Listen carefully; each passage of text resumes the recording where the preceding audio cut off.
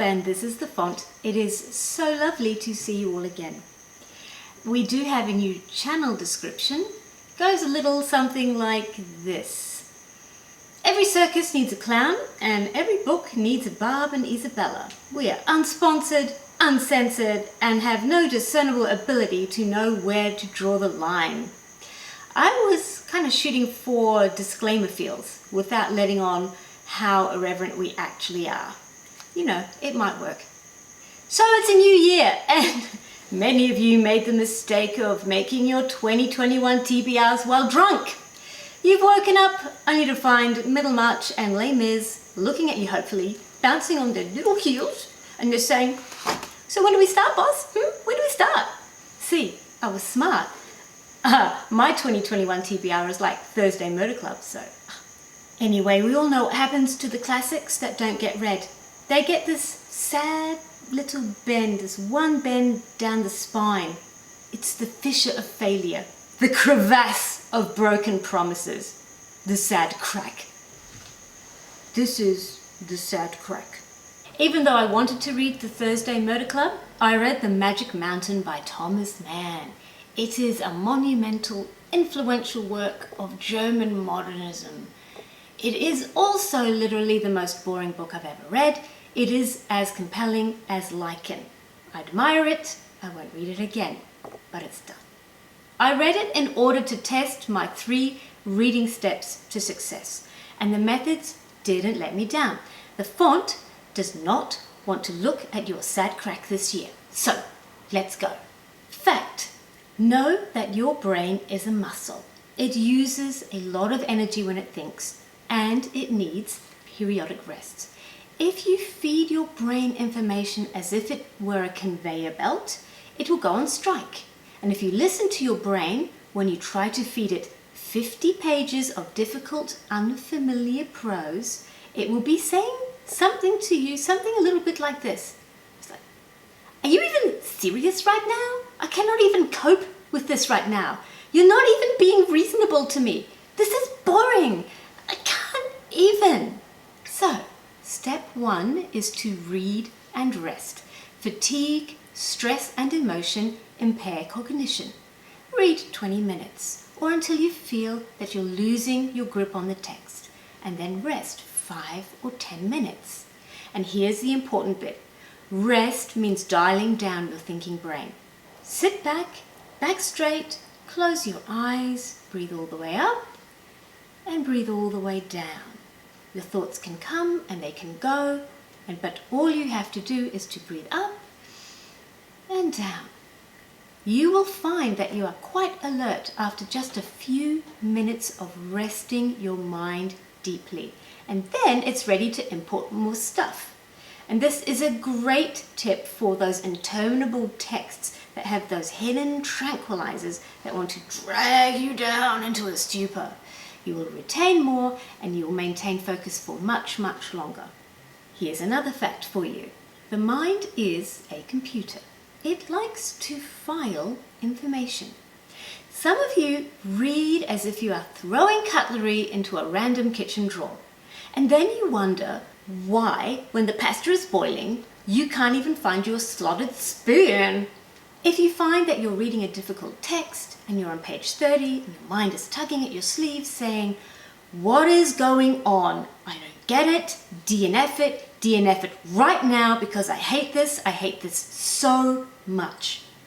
Just relax, go get yourself a notebook and a pen and begin to file what you've read in an orderly manner. So here is tip number 2. Begin reading very slowly. In fact, get ready to reread the first few chapters twice. This is the part in the reading game when you are setting up your file folders within your brain. Now, I typically use genre, trope and theme as my file folders. If you have a good grasp of the themes, then your reading has focus and it will stop you losing yourself in the detail.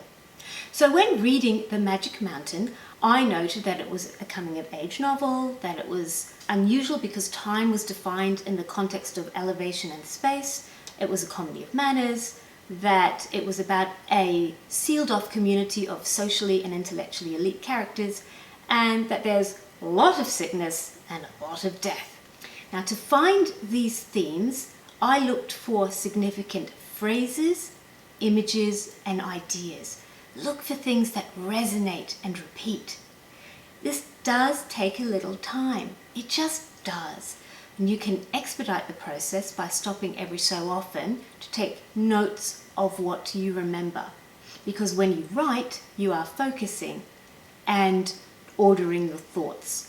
I promise you that once you have identified what is important in those first few chapters, your reading will become faster and more effective, for sure. Right, so I'll just show you some of my scribbles. Okay.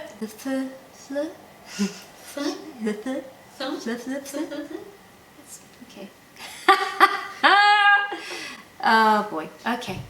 Yeah, Isabella, I think it's pronounced fleur, actually, in the Belgian.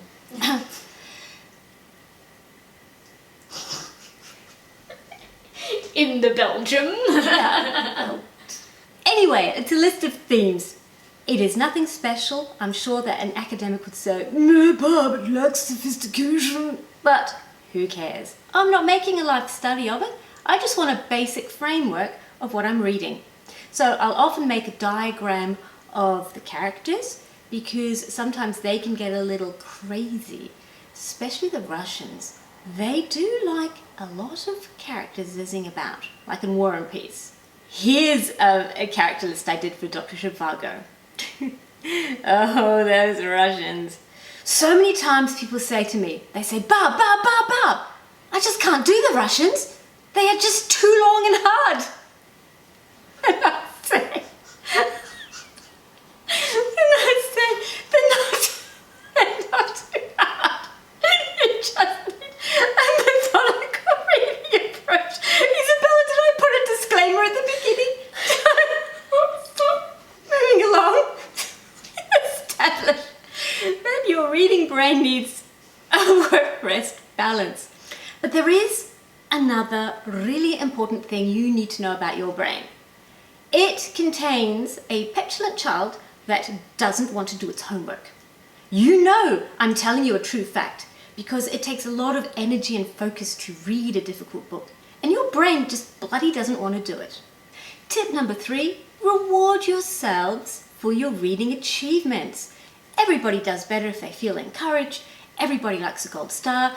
Everybody likes recognition. We have to cheer ourselves on by rewarding our hard work. Now, I'll tell you how I do it. I keep a journal of everything I read. I give each book I read a quick summary, and I number it, and I put a picture of the book at the bottom of the blurb, and it is ridiculously satisfying. Look, I don't know what works for you. Find a reward that resonates, but not many people do what we do, and we ought to really be proud of ourselves, and I am proud of you for certain if you have finished a book that really was challenging for you. Isabella. Yes, Barbara. Do I get a special prize for reading one of the most difficult books ever written? Well, it just so happens that you do. You get the... what am I saying? The Eye of the Tiger Award for Endurance. Oh my God! That's just exactly what I was wanting my whole life. Oh my God! Congratulations. You say moi.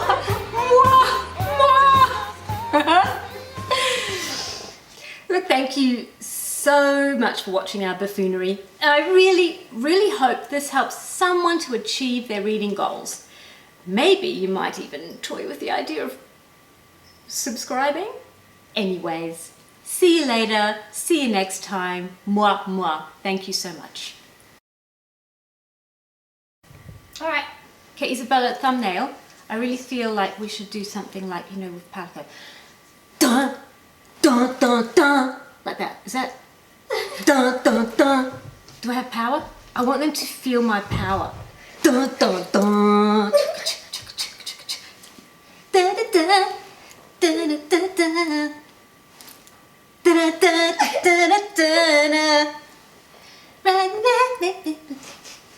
La, la, la, la. And you must fight for the right to survive. Will to survive. We'll survive. It's the eye of the tiger. It's the thrill of the fight. Rising up to the challenge of our rivals.